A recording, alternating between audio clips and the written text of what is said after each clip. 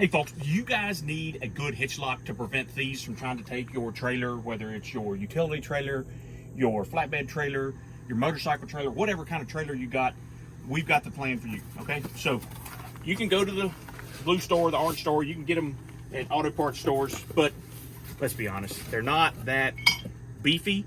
We were given this free for our honest review. Standard ball, and it comes with keys. Now, this is not your standard lock. You'll notice that it's got 3 things in there, so very difficult to make these. You take this key and insert it with the curvy part down. You push it in and rotate it.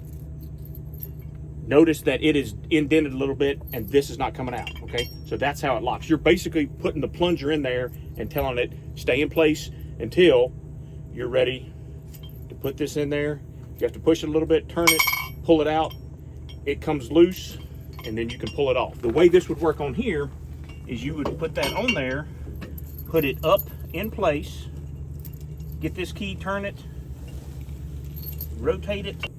Notice it won't come out. Now you've got a secure way to keep thieves from getting to your trailer. The other cool part is, if you're concerned about water getting in there, they come with some plugs that you can put right in here.